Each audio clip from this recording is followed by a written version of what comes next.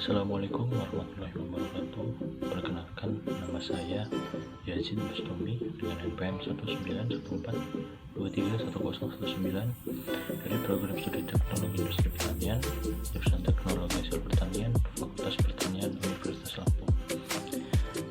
Jadi di sini saya akan sedikit menjelaskan mengenai alat yang terdapat pada materi size reduction dalam mata kuliah mesin dan perawatan industri, yaitu rotary knife cutter.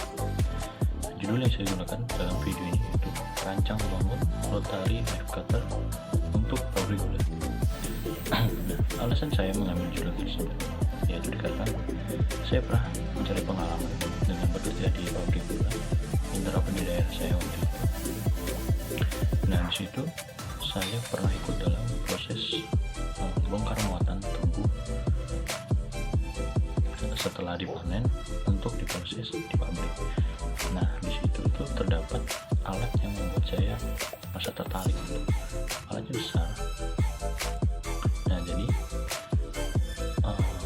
saya belum tahu waktu itu mengenai apa dari kegunaan dari alat tersebut. Nah, kalau dalam bahasa perkuliahannya itu disebut rotary knife cutter.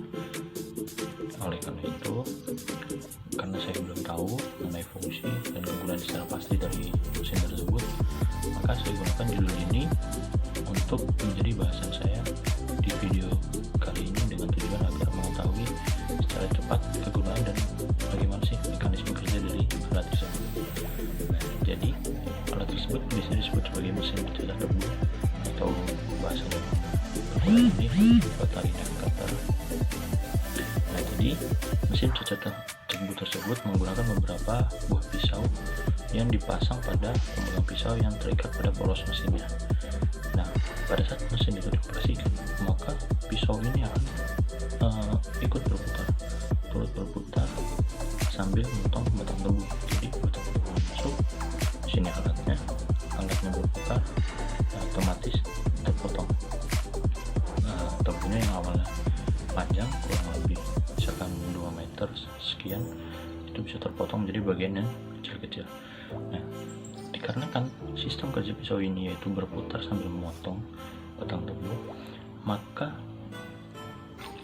putaran itu kan rotary. Nah, jadi disebut rotary knife cutter.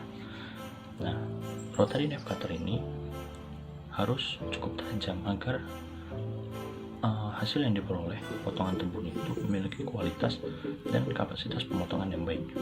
Nah, jika pisaunya tumpul, maka hasil pemotongannya tidak sempurna sehingga serat dari tebu tersebut akan tersisa, akan menempel di pisau-pisaunya tersebut, jadi membuat pisau itu nggak tajam lagi. Nah, jadi apabila pisaunya itu tumpul, maka akan menjadi beban pada mesin sehingga beban itu tinggi dan efisiensi dari penggunaan mesin tersebut akan menurun dan hasilnya akan menurunkan kapasitas produksi tebu, kapasitas produksi gulanya mesin selesai.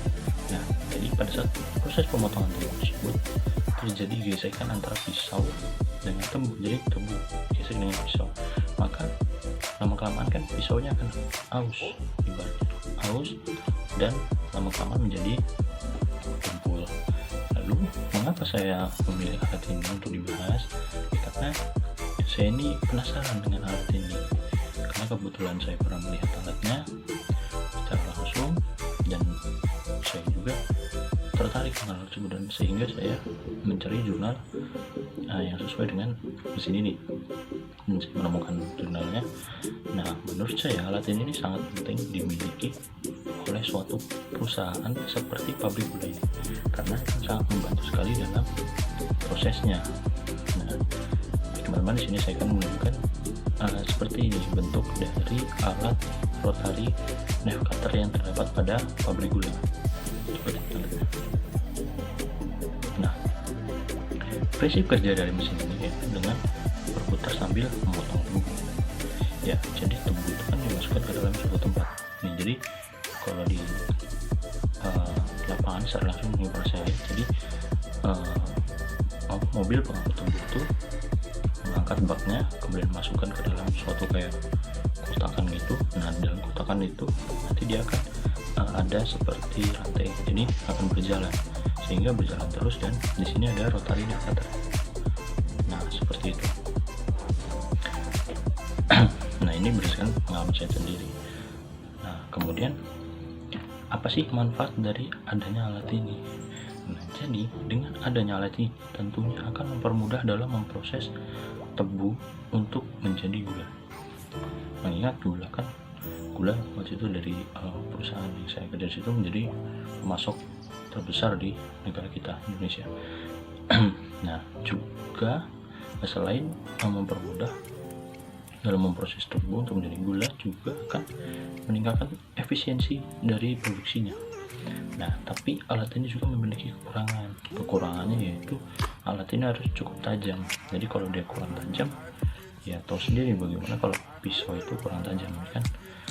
Nah, jadi kalau alatnya ini tumpul, maka akan menyebabkan serat dari tebu itu nanti nyangkut di pisaunya dan menjadi beban pada mesinnya, kemudian akan menurunkan efisiensi dan menurunkan kapasitas produksi dari gula tersebut. Nah, jadi syaratnya harus terus dipantau alat ini. Jadi apakah alat ini masih tajam atau alat ini sudah tumpul. Jadi nanti pabrik itu suatu saat dia mungkin sebulan sekali atau 2 bulan sekali atau seperti apa mengaturnya, itu harus menghentikan sementara operasinya untuk melihat apakah mesinnya ini tajam atau tumpul. Karena sekiranya diamati kalau produksinya sudah menurun, berarti ada masalah pada suatu mesinnya. Nah, bisa jadi masalah utamanya ada di depan ini, di alat ini, di rotary navigatornya. Jadi harus memiliki cadangan gitu, cadangan pisaunya. Jadi kan rotary navigator itu ada mata pisaunya kan. Nah, mata pisaunya ini harus tajam sehingga harus memiliki cadangannya. Jika suatu saat itu tumpul, maka sudah memiliki cadangan dan segera menggantinya, sehingga kapasitas produksi dari suatu pabrik itu masih akan tetap tinggi, efisiensinya baik efisiensi maupun nanti hingga ke produksinya, seperti itu. Baiklah, setelah sedikit materi yang telah saya sampaikan tadi mengenai rotary navigator, maka selanjutnya saya akan menyertakan sumber-sumber yang saya gunakan dalam penyampaian materi yang telah saya sampaikan tadi. Berikut adalah sumber-sumbernya. Oke, terima kasih kepada kalian semua yang sudah menyempatkan untuk menonton video ini. Semoga video ini dapat memberikan manfaat bagi kita semua dan dapat membantu saya dalam memberikan nilai ujian akhir semester dalam mata kuliah mesin dan peralatan industri dengan sangat baik dan memuaskan. Dan terima kasih kepada Ibu Puspita Yuliandari sebagai dosen pengampu dari mata kuliah ini. Saya akhiri, wabillahi taufiq wal hidayah. Wassalamualaikum warahmatullahi wabarakatuh.